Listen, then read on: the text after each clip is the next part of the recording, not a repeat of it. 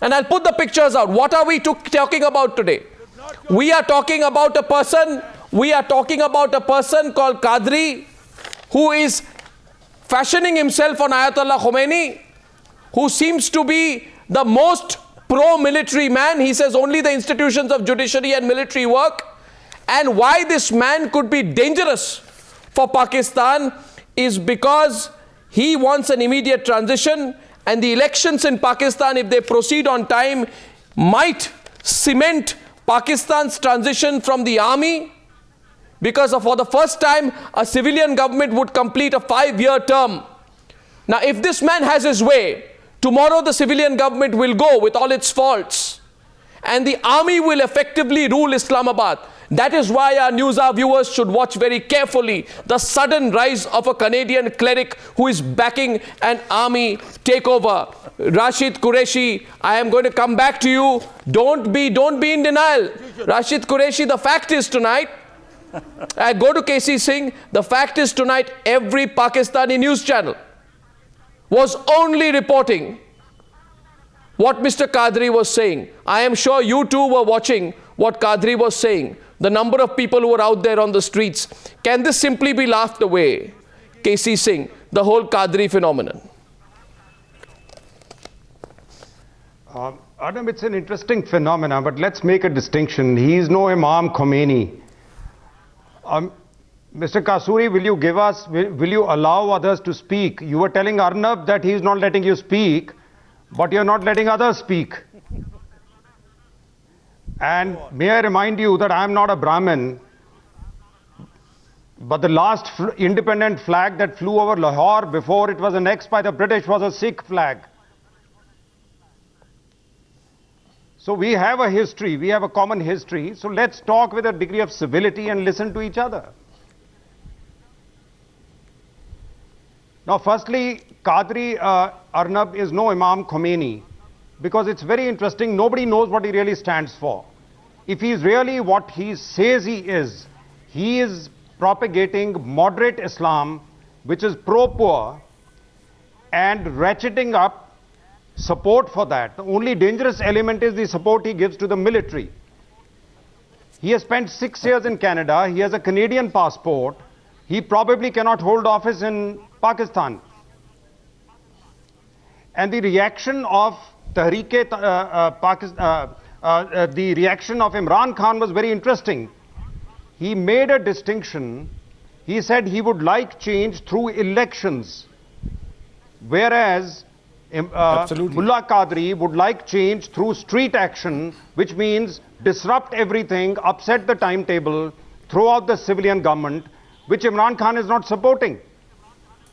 So it's very interesting competing views that have come up. And I think it's the start of a debate in Pakistan. Qadri only had about 30,000 people at best. And he broke the rules. He was supposed to be in one place in Islamabad. He rushed to another place. He is asking people to come out tomorrow. Now, I don't know whether he's able to sustain it or not. But certainly he is weakening Imran Khan, which means the army may have lost confidence in Imran Khan's success, and they are looking for another sponsor. But if we look at what has started this debate, is the killing on December 8, beheading of Indian soldiers. It's more than a coincidence than a period of 6 or 7 days. Qadri comes up, the Supreme Court knocks out the Prime Minister of Pakistan, and the Indian soldiers are beheaded. Now this seems like there are forces which are aligned with each other and acting together. Absolutely. I think you've nailed it. And before I go to Colonel Call, General Qureshi, that's the issue tonight. And I want our Pakistani guests from Islamabad and Lahore to please consider this with patience. There is an escalation on the LOC, unprovoked. Beheading of Indian soldiers to divert attention from the failures of the Pakistani army on the other side. The Supreme Court ordering the arrest of your Prime Minister in connection with a massive power corruption case linked to power projects. A man called Qadri, not known till yesterday, leading a million march saying only the institutions of the military and the judiciary hold. Reports that your president is making persistent attempts to flee from his own country. So why are you in denial, General Qureshi? It is happening all around you. You are reading everything that is happening, and just because you are on an Indian television channel, you don't have to laugh this off. This is the reality of Pakistan. Yes, I am shocked at the ranting that I've heard from you and your guests. I'm shocked because while you are saying something which is totally incorrect, let me put things in perspective.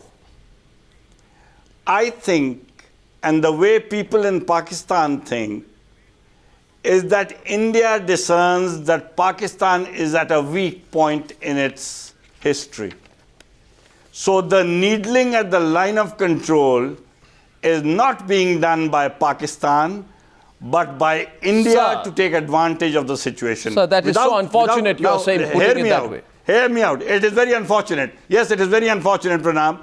And that's what the perception in Pakistan is. Because my question to you, General Qureshi, was about the distrust between your civilian and your army establishments, and you're not answering my question. No.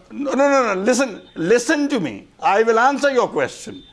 The second point that you made, that Qadri has sprung out of nowhere and has started supporting the army, so he must be an army agent.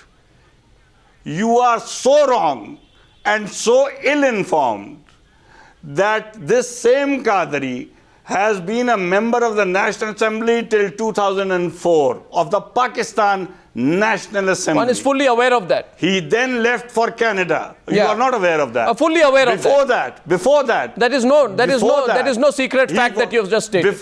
Before that, then why didn't you mention it? If it is no secret, just because you want to present a bias, you don't mention it. You say that he has sprung, a cleric has sprung out of somewhere. The second point is that he was part of the political party of Mirza Nawaz Sharif long before 2004. Sir, you are not placing Qadri. He's been a no. Sir, you are not placing Qadri in the correct context. Part of Pakistani. What you are not trying to understand is that he is not sprung out of nowhere. Sir, you are not. He was part of the Pakistani political system. Sir, no, I know that. Sir, I know that. But you are not. Sir, you are not placing Qadri in the correct context. What he's asked for, what he's asked for is, like Mr. Singh said, that he is no Khomeini. Sir, he is projecting moderate Islam. Sir, what he's projecting is one thing. He's talking about elimination of corruption, which is also very good. Sir, whether it is in India or in Pakistan. No, one second. General corruption is bad. General Qureshi. Now, third, if he has said, no, I've got to finish before you interrupt me again. The third thing is that when he said that there are two institutions in Pakistan that are functioning well, the judiciary and the armed forces, I fail to understand why you have identified the army as the one trying to project him. Why not the judiciary? I'll tell you why. Therefore, it shows a bias. If you give me an opportunity. It shows a bias. If you give me an opportunity. It shows a bias. You give me an opportunity. That you harbor. No, there is no bias. You come out with it each time. Sir, there is a bias. Sir, I'll tell you why. In our mind, that you are a highly biased anchor. Thank you.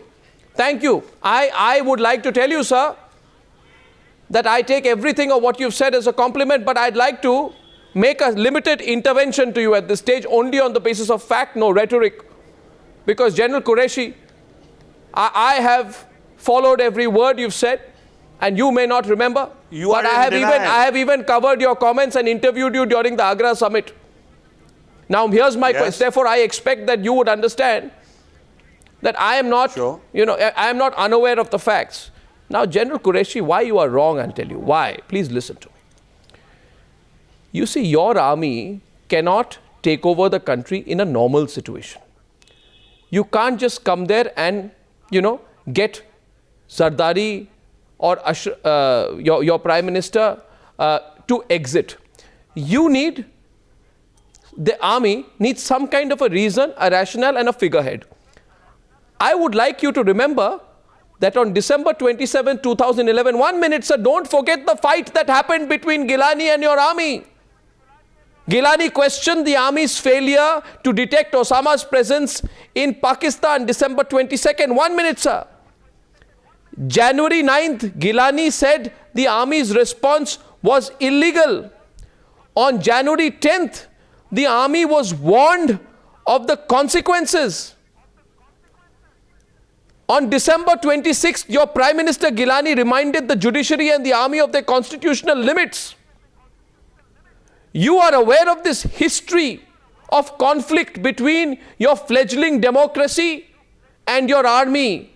And that's why I request you tonight not to completely put blinkers over your eyes and say, I will not take Qadri in a certain... Qadri is happening in a context. Qadri is amenable to the army. Qadri is speaking for the army. When Qadri's voice becomes louder, the first person he will target will be your civilian administration, and he will want effectively General Kiani, whose term is ending, in charge in Islamabad, sir. You know that as an army man. You must acknowledge the facts. I'd like to get Colonel Kaul into the debate at this stage. 1 minute, sir.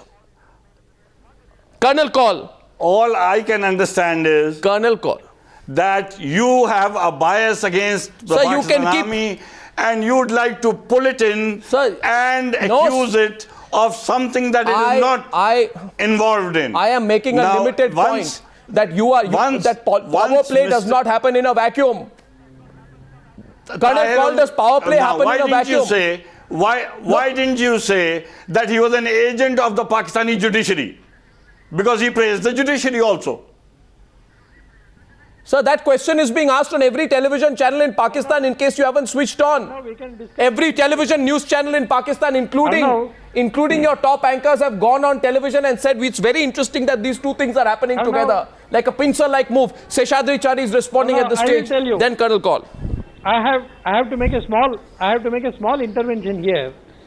I am again reminding you, Arnav, it is very important for these people in Pakistan, these intellectuals in Pakistan who are strong supporters of army, to also study what has happened in the Arab Spring movement all over the world, not in the Arab world, especially in Egypt.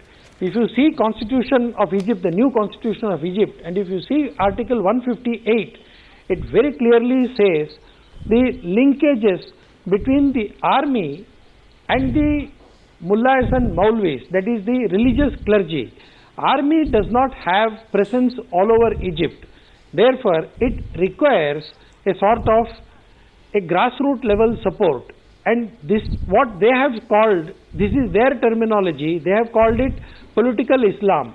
This kind of political Islam is what is being repeated in Pakistan, and judiciary does not have a strong support base among the people, what we call the grassroots level support. Therefore, the army is looking for political power with the help of grassroots support, which only a Maulana can Precisely. give. Precisely. Qadri is a force multiplier. And this is exactly what he is doing. And that is the reason why we don't suspect the involvement of judiciary in this. Sir, Qadri is a force multiplier for the Pakistani army. I want to get in Colonel Kaul into the debate. Absolutely. Also in the context of the recent firing which happened at 8:15 p.m., which was described by General Qureshi right on top of the Newshour this evening as another Indian provocation. On that and what has been happening within Pakistan today, Colonel Kaul, your quick thoughts before I take the debate forward. My immediate reaction is to General Qureshi. With the due deference to his rank, I'm sure he must have had a stint on the LC at some stage or the other in his younger years, or even as a commanding officer. For a moment we take it that yes, India is provocating, India is doing all the LC violations. Put yourself in the shoes of a commanding officer on the LC, on either side. Let us look at it from the Indian perspective. Why should an Indian Army commanding officer unnecessarily provoke his opponent? With what aim? The first thing you learn in the army is maintenance of aim. Is there an aim to provoke the other chap to fire back at you and buy casualties? No, sir. Whereas on the other side, whether this commanding officer likes it or not, he has orders And that is what has been reflected in the flag meeting also. Orders come from the top. Unlike what you people feel, that we get orders from Delhi even for the platoon commander, it is the other way around.